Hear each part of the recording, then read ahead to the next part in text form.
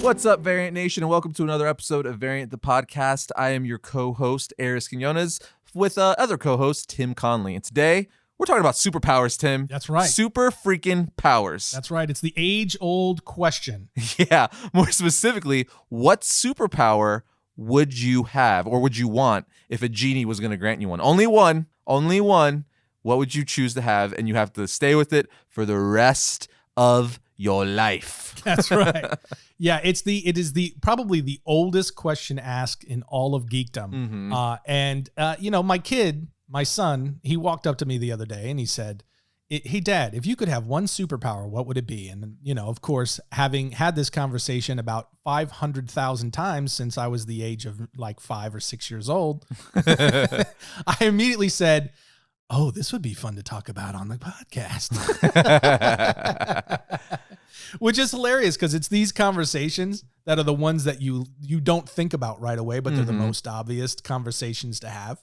And, it's like, what better way to relive your childhood, right, than to talk about in a very serious and adult way, if you could have one superpower, what would it be? For sure. It's one of those things too, like it's like kind of hard. I kind of known though, like when you brought this up to me, I was like, oh, that's easy. I know, because for like the last 2 years or so, I was like, oh, it would definitely be this. And I kind of have my reasoning, but like, there's so many. There's like flight, telepathy, super strength, obviously, like all X-ray vision, like kind of like all the obvious ones. I feel like most people want to go to flight, yes. But I off the bat, I will say that neither of ours is flight. Mm-hmm. So, but that is one that I'm still like, but flying though, right? Because like you could fly, like just think. But the thing with flying though is like, this is getting in the weeds here, but like if you could fly, would it be like running, where like you're gonna get tired of running, so you have to stop running? You know what I mean?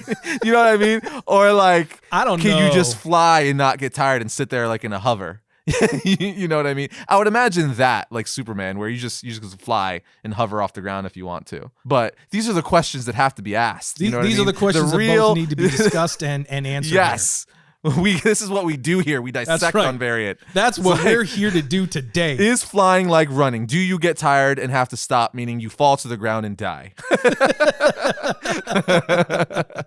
So let's just start with flying, right? Because that is the most popular answer. For sure. Right? Well, okay. Well, do you want to start by saying what yours is? Yeah, I will lead it off and say my superpower, if I could have one, it would be super speed, and not like specifically Flash's super speed. So basically a connection to the Speed Force. So not like, Quicksilver or anything like that, where Flash could leave in the dust. I'd want Flash's connection to the Speed Force to basically, do anything at that point, which is, I'll get into it a little bit, but that's why I would want that power. Because what you got to realize, when you could move that fast, when you could when you can outrun death as demonstrated by Wally West Flash, what you could do anything, right? What can't you do at that point? Right. So, okay. So we'll break that down a little bit. So as far as like, what specifically do you think that would grant you, and why would you choose that over something, let's say, like flight?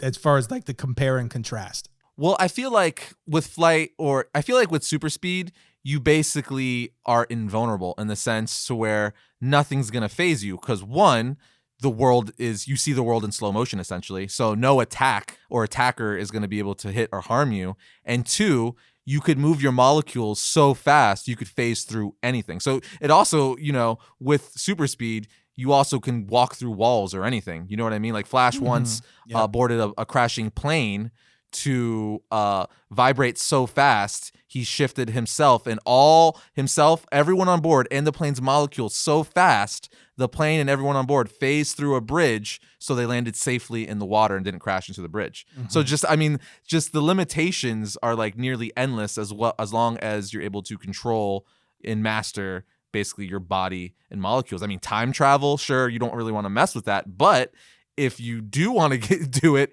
you can go back in time. You know what I mean? Theoretically, you could do it. You could save someone. Sure, you're going to F up the time streams, probably, as demonstrated by Barry a bajillion times, but you have that capability of time travel. So super speed gives you phasing. It gives you the ability of time travel. It makes you invulnerable in a sense to where, like, who's going to be able to harm you if you can move that fast? You're seeing everything in super slow motion.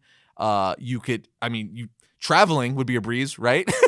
Yeah. You never have to like drive, fly. You like right. Let's say I wanted New York pizza right now. I could literally be there in like less than a second and back. You know what I mean? Yeah. So there's a very practical element to it, but then there's also like a just sheer cool factor to it. And I mean, it's just awesome. Who wouldn't be able to want to move that fast? You could run on water. You know, you could probably move your arms so fast. You could probably like glide or fly. I know the Flash has been able to make vortexes by moving his arms so fast. So you could also create like tornadoes and stuff like that. I mean, it's really just endless. It's like what it really comes down to when you can move that fast, it's like your creativity. Like, oh, I know my body can do this, but what if I do this way, will it allow me to do this? You know what I mean? So I just think it's a fascinating power. All those are good points. It really is. And because there's a difference between it depends on the type of super speed you're talking about. Right. So you're specifically talking about the Flash's level of speed, where he also is in connection with the Speed Force, right? Which is it's kind of the next level. It's not just super speed. Like for instance, Superman has super speed, right? But he doesn't have a connection to the Speed Force, right? Which is what gives the Flash many of the powers that you're talking about. Correct. Yeah. So specifically, you would want the powers of the Flash and the connection to the Speed Force. Yeah. Not necessarily just super speed. No. Yeah, that's why I was like, I don't want that Quicksilver speed. Okay. I want that Barry Allen, Wally West super speed. Right. Okay. Yeah, and that makes a ton of sense because you're really getting multiple powers in one at that point. No, yeah. I mean, necessarily. That's what kind of like, you know, I was thinking about it because I think before that it was super strength, because that's kind of amazing as well. You know what I mean? Like, who wouldn't want to be so strong? You know, they're basically invulnerable to anything and can lift or break anything. Right. But I'm like, with speed, like, you know, like let's say I have that speed and I'm going up against the Flash, going up against the Hulk. The Hulk is never going to be able to touch him. You know what I mean? Yeah. So it's one of those things where, like, you know, it doesn't matter how strong you are, you can't catch me. You know what I mean? Or I could just stand there and vibrate so fast, every punch or thing you throw at me is going to go right through me. Yeah. You know? So it's one of those things where I forget who said it, or what character said it, but it was said by a character in DC that the Flash is like one of, if not the most dangerous heroes alive because of that. Because in reality, because obviously when writers write stories, you know, it's a big problem with characters like Superman, right? Where these characters are so powerful, you know, you have to give them obstacles and limitations, or else it's just going to be boring. Exactly. Yeah. You know, so like if Flash was real, the guy would literally be unstoppable. Like if Barry Allen was real, nothing or anyone could even stop him. You know what I mean?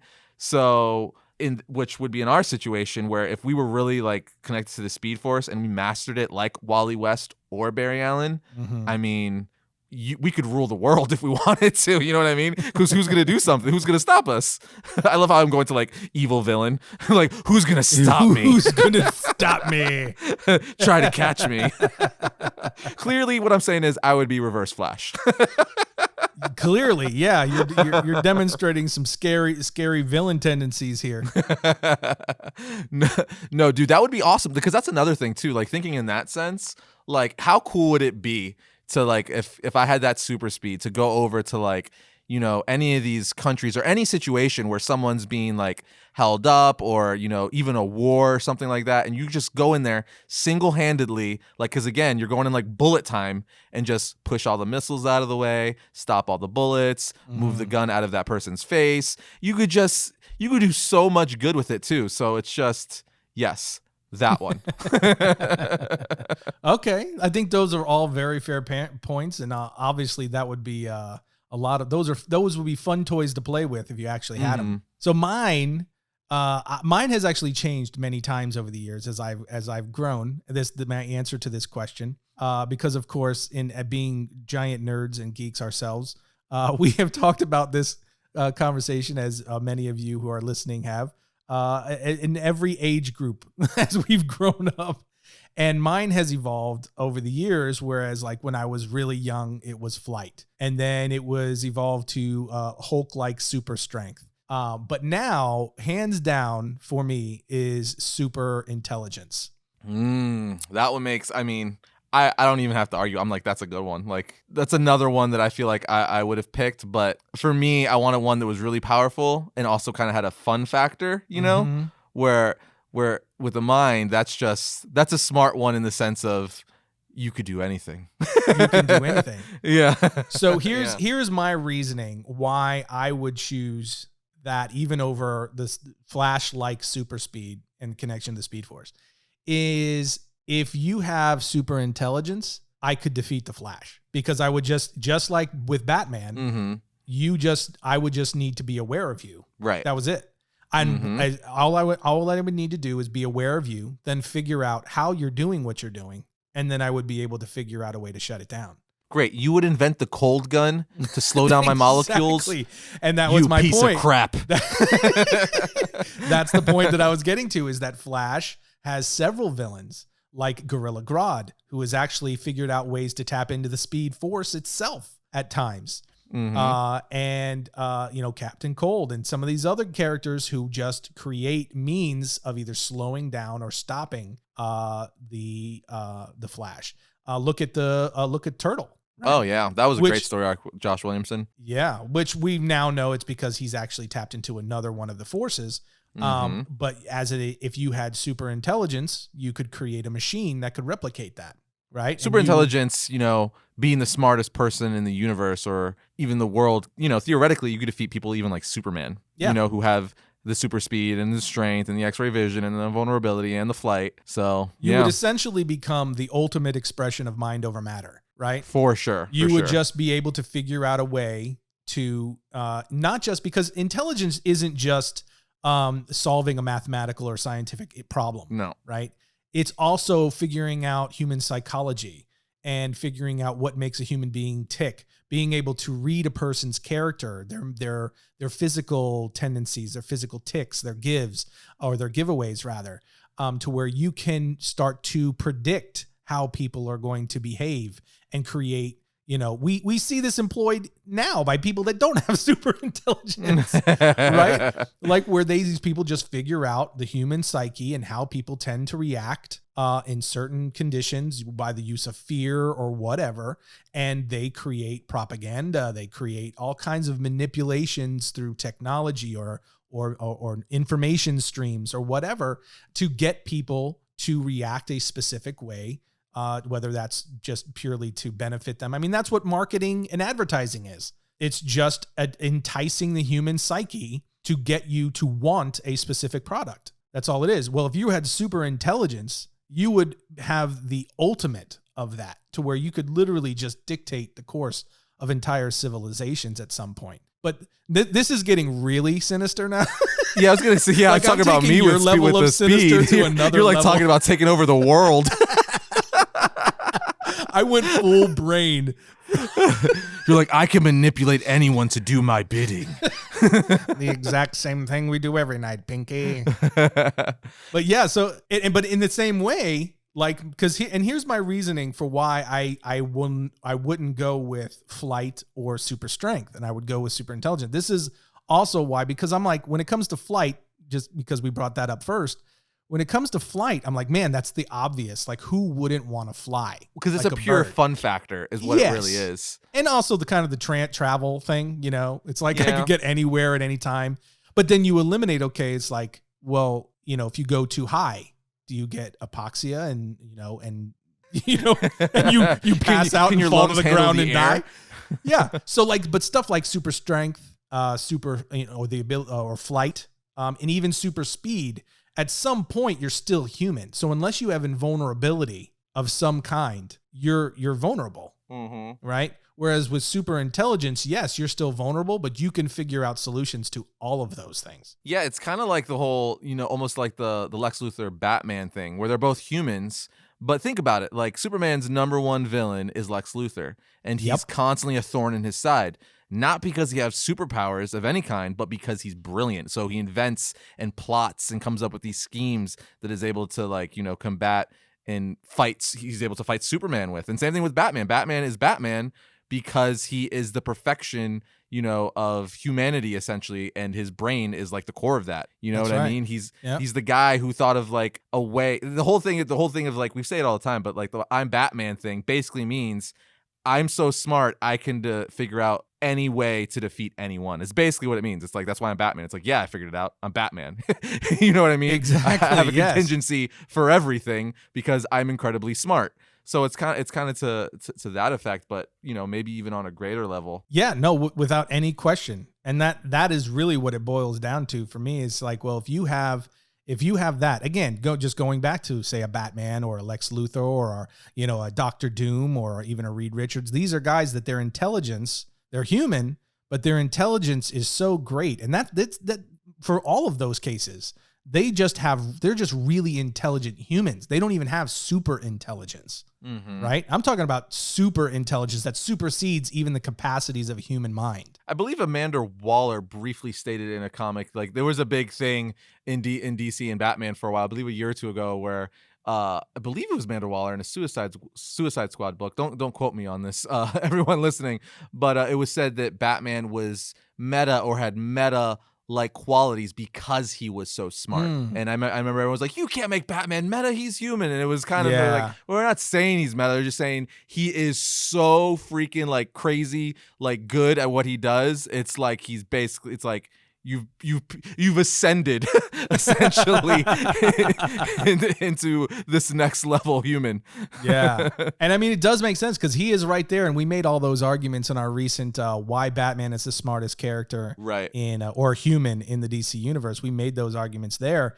And it is his intelligence does very much teeter right there on the edge, as displayed by you know, the Batman Who Laughs and some of these other you know, evil Batman that we've seen emerge from Snyder's run and work on Batman. So he does teeter right there on like some form of super intelligence, as does honestly Von Doom and Lex Luthor. And they I mean, because these are guys that have gone up against gods and won because of their intelligence and their intellect. So yeah, I mean, there's strong arguments to be made there. But like, my thing is like, if you had those kind of intelligence, like you could solve all the world's problems in a day. Oh, for sure. You could figure out how to convince people to put guns down. You could figure out how to, you know, to solve hunger. You could figure out like what the heck, fix the corona problem for the love of God. You could somebody fix it. Billions of people on the planet and not one person has the cure. Sebastian Maniscalco, everybody. He's that guy is hilarious. But yeah, so I mean, you could fix all of these problems literally in a single day. Just be like, look, this is what we're doing. This is how we're doing it. Done. You know what I'm saying? Sure, but I also feel though, like super intelligent, like sure, like super speed, super strength, anything like that makes you like a god essentially in that area, you could use for bad just as easily as you could use it for good. Oh, yeah, but I feel like sure. super intelligence, more so than the speed or strength or anything like that, I feel like that's teetering more on the like, because if you're that smart and you understand everyone, like you understand like the psyche of the human nature and stuff, and you really see people for what they are, whether it's for good or worse, I feel like you could teeter on like the Dr. Manhattan level where you're so smart. It's not necessarily that you're evil.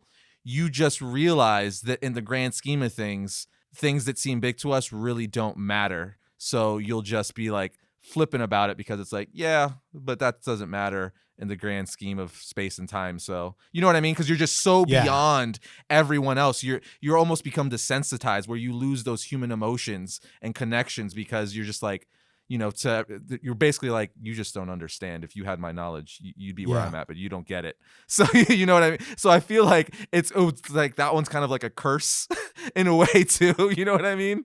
It's like ignorance is bliss. Yeah, no, I don't disagree with there. I mean, that's definitely part of the risk. And again, like you said, I think that's one of the considerations for any of these really serious powers that you would be like, hey, this would be cool if you had it. You would become, in comparison to human beings, other human beings, you would become godlike, you know? So, but super intelligence, the difference would be, I think, between, let's say, a Dr. Manhattan and the type of just having super intelligence. You know, yes, in terms of the way you would see everything would start to become, you would become a god in that sense, in the sense of like omniscience.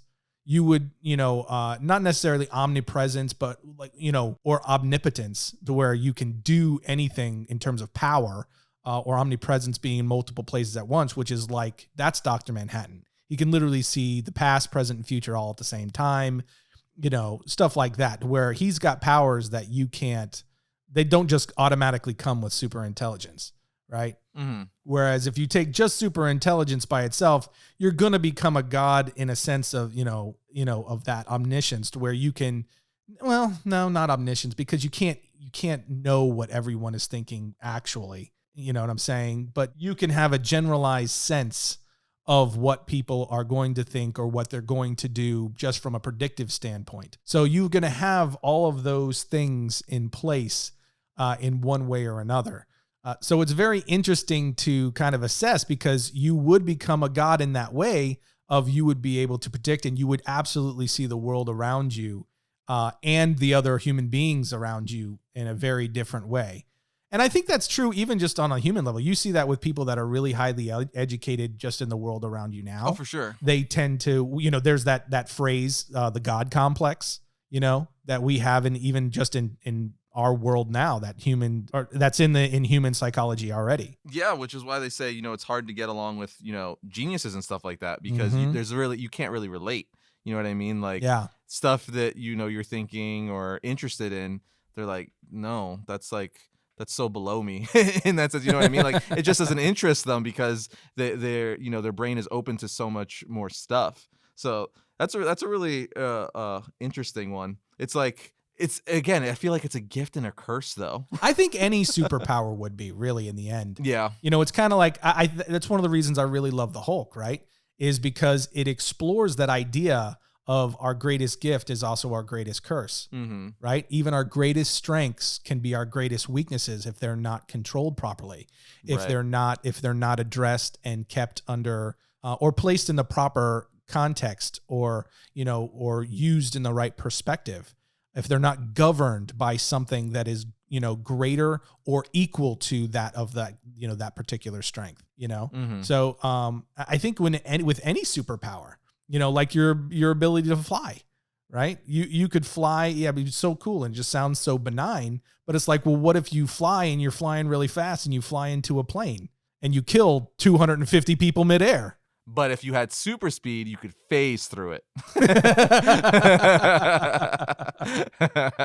But even in that case, I mean, the temptations that would come along with that, of things that you could do to manipulate people for your own gain and all that kind of stuff, right? For sure. All of those powers. If I had super speed like that in high school, oh my God, you don't even know stuff like you'd be able to pull with the teachers, with kids you don't get along with. Oh man, and it can never be traced back to you.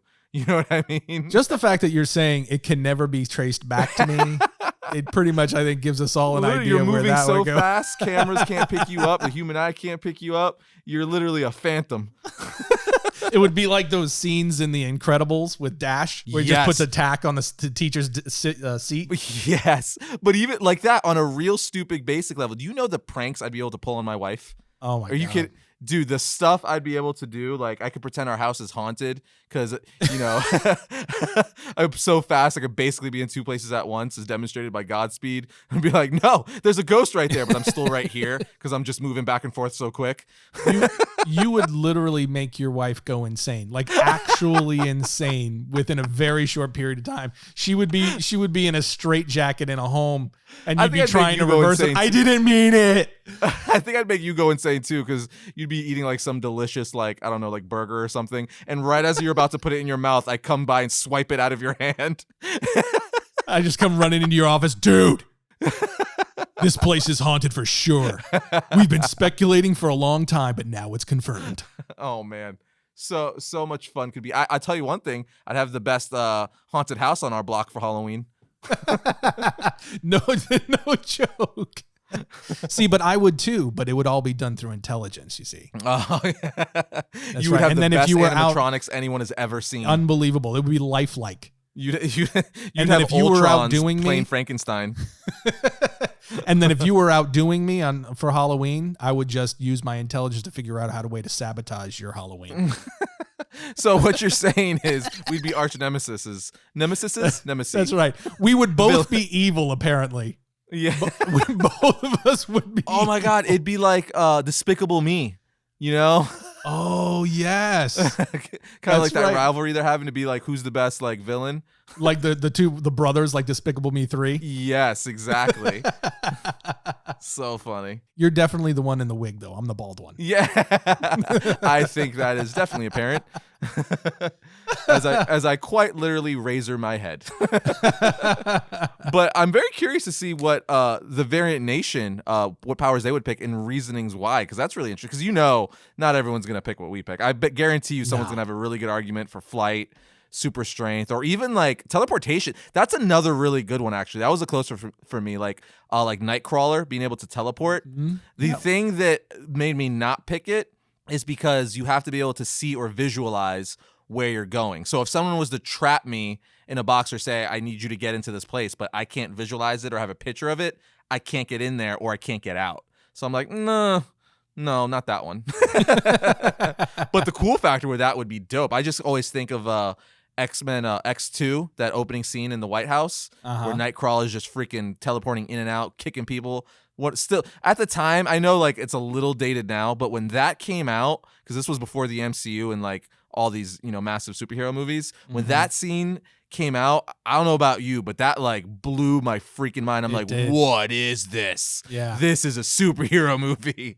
Well, at that time, we had never seen anything like that. Yeah. In a superhero movie. X-Men 2 was like crazy. That is still one of the Great best movie. X-Men movies, if not the best X-Men movie, I feel. I'm not going to go on record saying definitively, but I feel like it probably is. I have to look. I have no problem with it. I will absolutely go on record saying that is the best X movie made to date. Do you think it is? Because what is it? Days of Future Past was pretty good too. It was good. I mean, there was a couple that were good since then. Days of Future Past really stands out amongst them. But as far as all the X-Men movies that we've gotten to this point, that was the most complete film from beginning to end.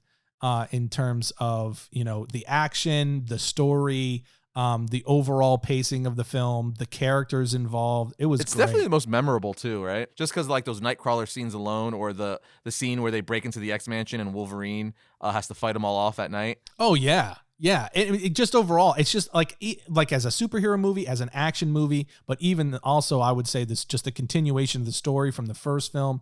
I just think it's the most well-rounded and most it's the best executed of all of the X-Men movies. I need to rewatch them all. I've seen them all several times, but it's been so long that I know for sure the three go-tos as far as favorites would be X2, Days of Future Past, and then First Class. Yeah. Those are definitely, because let's face it, Apocalypse wasn't really good.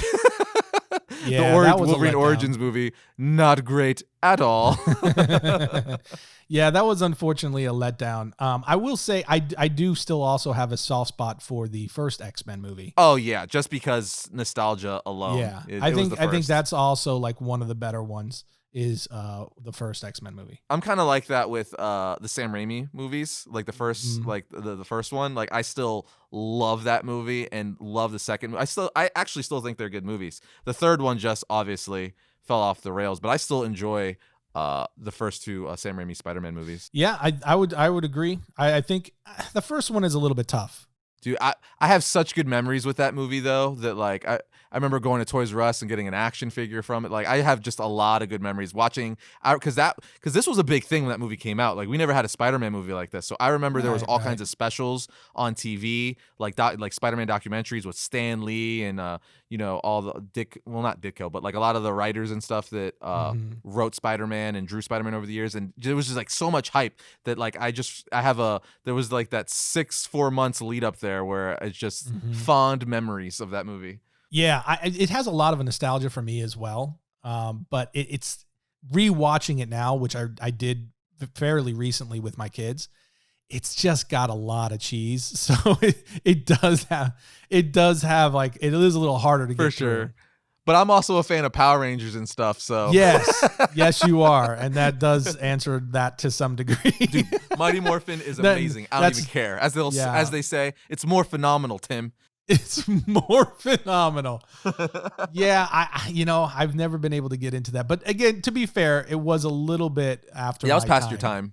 Yeah, it was a little bit past my time. I was still a younger teenager when it came out, but I had already moved on. It was a little bit too young for me to get into. Dude, I've been getting into Power Rangers more and more, like with these, we've been covering on Variant like for the last year or two, because these Boom Studio Power Ranger comics are so good. Like the crossovers, yes. I mean, they've crossed over the Justice League, which was good. They crossed over with the Ninja Turtles, which was amazing. And then even just the main Power Rangers comic has been really, really good. Like, and all the new additions, because I say it all the time, I'm a big like advocate for introducing characters into the lore that kind of like fit there or seems like they've been there forever or closely tied to it. So characters like Lord Draken were introduced into like the Mighty Morphin era, the Ranger Slayer, like all these characters are so cool. And it's kind of like, it's cool too, because I feel like Power Rangers work better for comics because you can get away with a lot more. You know what I mean? Right. So it's more, and they've aged it up a little bit where it's not R, but it's definitely like PG-13 now. So it's a little more adult.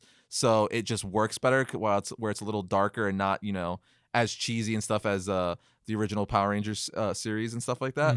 I just love it. I say it all the time, but if anyone wants the good comic to read, check out Boom Studios Power Ranger comics. That and like Thor have been like amazing for me right now. I've been really digging those two titles right now. Yeah, you definitely have a soft spot for that one. But I will say, even as someone who did not really grow up a fan of the Power Rangers, those books are, I agree, they're very well done, and they're a drawn lot of good. fun. The writing's excellent, and they and Ryan Parrott, who's been one of the writers on it for the last year or two, he hits that nostalgia button, man. Like he knows what the fans would geek out about, and I think that's kind of what it is with like Donny Cates too. Like they're good writers, but for me, like what I gravitate to even more than their dialogue and plotting is the ideas they come up with, where it's just like that's just like a good idea. That's literally an idea like two friends would have. Be like, could you imagine if like Goldar like merged with like this zombie and became this big monster? Like, you know what I mean? They're like stuff like that, and then they make it reality where it's just really, really fun. Yeah, all that stuff. I think whenever they tap in, they find a new way to tap into nostalgic characters and nostalgic franchises and reinvent them in ways or add to the mythos especially when they merge two popular franchises. It can, if done well, I should say, let me throw that in there as a caveat. If done well, it can be a ton of fun, especially now with our generations. We're easily, by far, the most nostalgic generations, probably in the history of recorded human history. So it's like that's really playing to our. I'm not mad about it. If nothing else, it's definitely playing to our vices. Because that's what it is, right? We're just all old enough now that we're the ones running all these properties.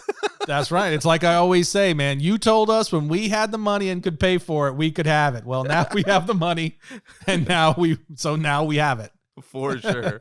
But again, we want to know what superpower you would pick. So let us know, because I feel like maybe in the future, once this episode has been out for a while, we could do a round 2. Like maybe like what's the second power we would pick? You know what I mean? Like a revisit of sorts. Yeah. Or even what would be your preferred combo? Right. Oh yeah. Like yeah. We could get real nerdy and be like, if you were a villain, who would you be and why? Yeah. Those are really cool. Great conversations. And like Arris said, let us know what you guys think. And we'd love to see you guys start a conversation of your own about these various powers and which one you would want and why. And, but stay friendly, everybody. For sure. But on that note, we'll see you guys next time when we talk about all things comics.